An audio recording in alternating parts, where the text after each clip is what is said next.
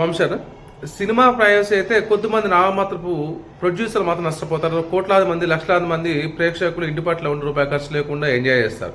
So అది నేరం అయినప్పటికీ సరే, పాల కల్తీ మనం చూసాం. మొన్ననే బోలేబాబా 68 లక్షల నెయ్యిని సప్లై చేశారు.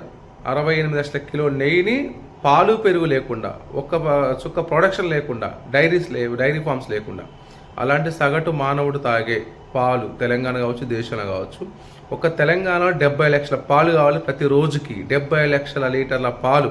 ఒక్క హైదరాబాద్కే 30 లక్షల లీటర్ పాలు కావాలి.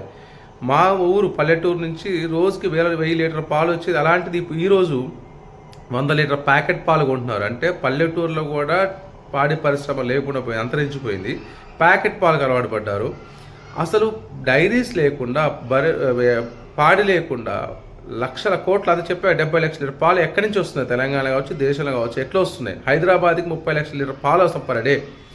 ఈ పాలన్నీ 100% కల్తీ అవుతున్నాయి, కంటామినేట్ అవుతున్నాయి. కాబట్టి ఎస్ఓటీ వాళ్ళు చూసుకుంటారా, పోలీస్ యంత్రాంగం చూసుకుంటారా, లేకుంటే ఫుడ్ సేఫ్టీ వాళ్ళు చూసుకుంటారా, కానీ కల్తీ పాలన నుంచి ప్రజల్ని కాపాడండి, వాళ్ళ ఆరోగ్యాన్ని కాపాడండి.